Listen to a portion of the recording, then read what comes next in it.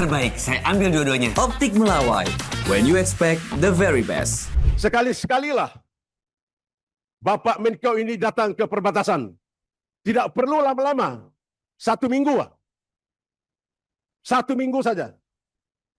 Di perbatasan itu dekat dengan Malaysia. Itu kampung saya, Pak. Kalau saya mau menangis saya melihat penderitaan orang di sana, Pak. Seharusnya Bapak Purbaya, Menko, mudah-mudahan beliau ini nonton, Menko melihat setiap pejabat-pejabat daerah yang belum 1 tahun menjabat. Berikanlah dia peluang untuk mengelola anggaran itu. Jangan dipotong. Jangan dipotong. Biarkanlah dia bekerja dulu. Beda kalau dia 2 periode. Kalau hanya 1 periode itu belum tentu. Walaupun itu tidak dipotong, dia tidak akan maksimal. Itu yang pertama. Yang kita tahu bahwa di YouTube itu, atau pernyataannya Pak Menko, dia mengatakan, kenapa ini dipangkas? Karena banyak anggaran yang parkir. Banyak anggaran yang ditahan dan dimasukkan di bank daerah. Kalau di Kaltim, bank BPD. Pertanyaan kita kepada Bapak Menko, tolong ini disampaikan, Pak. Ini apakah di saat pejabat-pejabat kita yang sekarang ini bekerja, Bapak Gubernur Kalimantan Timur, efektif tadi 6 bulan, 7 bulan, kira-kira uang yang dikatakan parkir itu, apakah ini harus langsung dipotong, dipangkas? Seharusnya diberikan peluang dulu, kesempatan kepada pejabat-pejabat kita yang baru menjabat sebagai pimpinan daerah. Dan ini kami anggap adalah perbuatan tindakan yang tidak adil terhadap masyarakat penyumbang devisa terbesar. Lalu yang kedua, kita tidak perlu terlalu banyak memberikan masukan. Yang jelas, kami mengharapkan setelah kami balik atau kembali ke Kalimantan Timur, kami mohon agar secepatnya tuntutan kami ini untuk DBH tidak boleh dipangkas, tidak boleh dipotong. Setuju? Setuju? Karena apa? Dengan tidak dipotong pun, masyarakat kita di perbatasan itu menderita. Bayangkan di perbatasan, karena Kalimantan ini adalah dekat sekali dengan negara tetangga kita, Malaysia, Brunei. Dekat sekali. Kita tidak tahu bagaimana perasaan masyarakat yang ada di Kalimantan, khususnya Kalimantan Timur, diperlakukan seperti, mohon maaf, kalau boleh saya bilang seperti binatang. Kalau kita melihat video yang tampil tadi, makan apa adanya, kebetulan kendaraan saya ada yang ditarik oleh salah satu eksa tadi itu rencana saya mau tarik ke Samarinda kemarin, akhirnya kembali ke kampung lagi, Pak. Karena melewati sungai yang cukup besar dan harus ditopang dengan eksa baru bisa lewat. Sampai detik ini, Pak, bulan Mei kemarin saya minta itu harus ada di Samarinda. Sampai besok ini, Pak, belum sampai ke sini. Makanya saya, waktu kita pertemuan di Balikpapan, di Puskodal, saya sampaikan dengan teman-teman DPR, Bapak Ketua saat itu, sekali-sekalilah Bapak Menko ini datang ke perbatasan. Tidak perlu lama-lama. 1 minggu. 1 minggu saja. Di perbatasan itu dekat dengan Malaysia. Itu kampung saya, Pak. Kalau saya mau menangis saya melihat penderitaan orang di sana, Pak. Kenapa kami harus bicara seperti ini, Pak? Karena kami ini banyak uangnya, kata kita. Seluruh dunia tahu Kaltim itu banyak uang. Kalimantan itu berhamburan uang. Sekarang uangnya di mana? Dibawa ke pusat. Siapa yang membawa itu? Itulah mereka-mereka pengusaha, konco-konco di situ. Jangan cari kesalahan pemerintah yang lain.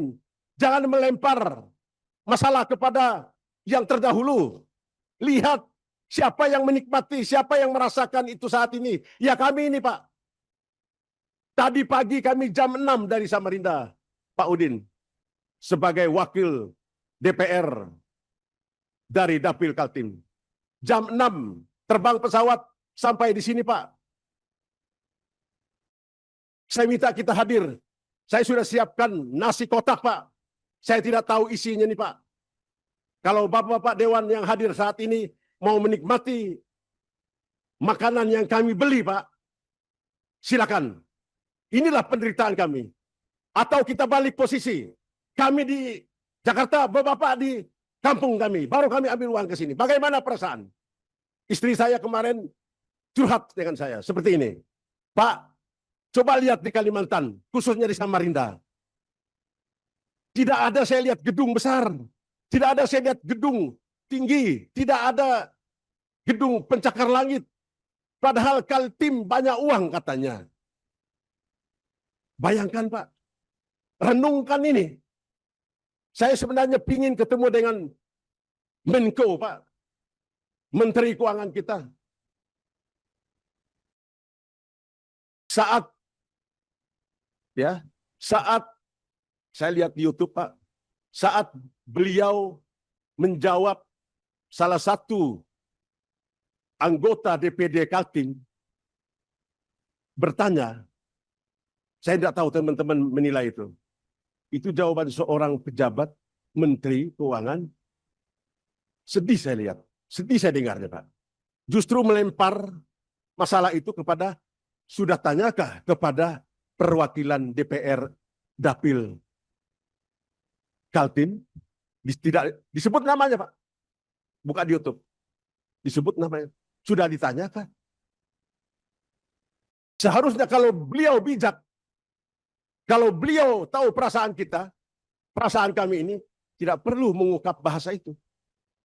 Baik, saya akan segera mengevaluasi lagi dana bagi hasil untuk Kaltim. Itu baru hebat. Bukan menunjuk siapa wakil dari Kaltim kemarin. Tanya. Ini kan luar biasa, Pak. Yang kedua, yang saya tahu, bahwa Gubernur Kaltim ini adalah gubernurnya gubernur yang terpilih aklamasi sebagai apa? Ketua APSI. Dan beliau juga menyampaikan curhatan itu Pak Ketua, Bapak Pimpinan. Itu pun tidak dijawab dengan maksimal. Itu yang disampaikan oleh salah satu anggota DPR di Provinsi Kaltim dari fraksi PAN.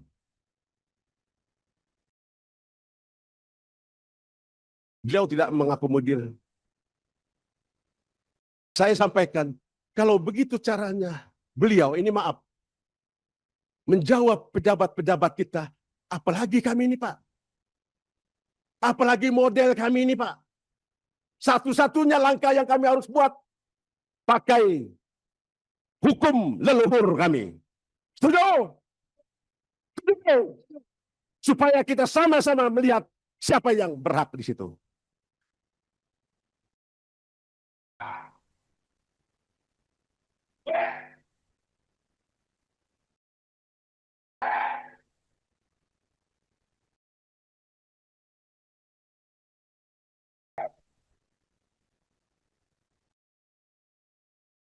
Mohon maaf Pak Ketua Pimpinan, kenapa saya harus bicara keras? Saya tidak mungkin hadir dan bertemu dengan Bapak lagi. Saya yakin itu Pak. Karena apa? Karena kami punya cita-cita Pak. Dan Bapak akan lihat itu nanti ketika kami tidak terakomodir. Karena kami sedih Pak. Melihat penderitaan orang-orang kita di sana Pak. Pak Udin tahu bagaimana penderitaan orang Kalimantan Timur secara khusus, umum Kalimantan, Pak. Makanya saya bilang baliklah posisi kita. Inilah suara kami, Pak. Nanti suatu saat saya mohon izin Pak Dewan, saudara saya, ya, satu seperjuangan, nasib Bapak baik daripada saya. Saya mau bawa Bapak nanti ke kampung saya, Pak. Kita dua ke Mahulu, kita dua ke Krayan. Lihat penderitaan orang di sana, Pak. Sedih hati kita, Pak.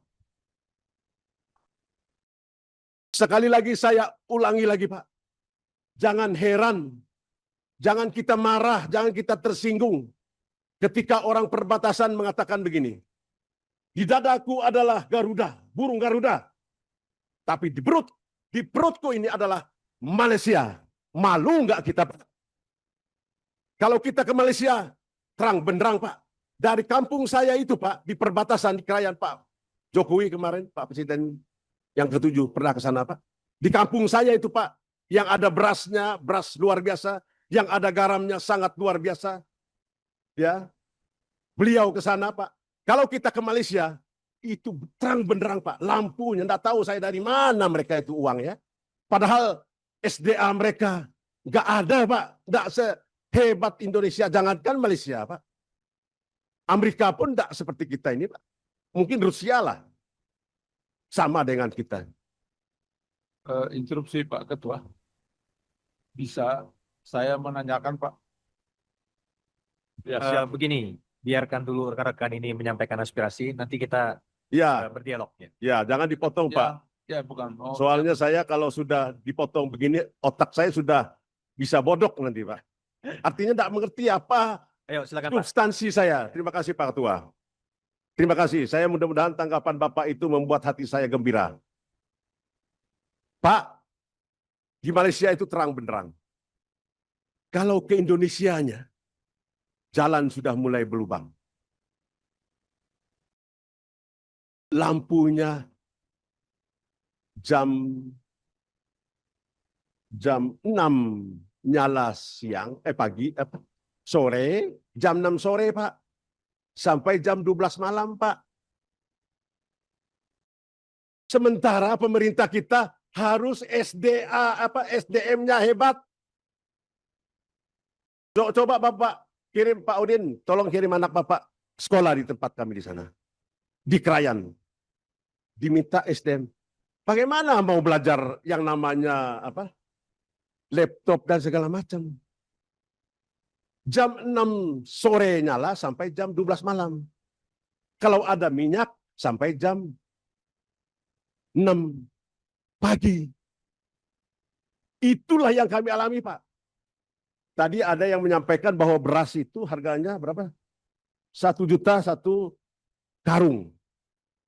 Kalau di kampung saya, Pak, semen 1 sak yang 25 kilo itu, Pak. 25 atau 50 ya? Itu harganya berapa, Pak? 750 1 sak, Pak. Gaji Dewan DPR di sini berapa, Pak? Tidak cukup, Pak. Hanya untuk semen, belum pasir. Terbaik, saya ambil dua-duanya. Optik Melawai. When you expect the very best.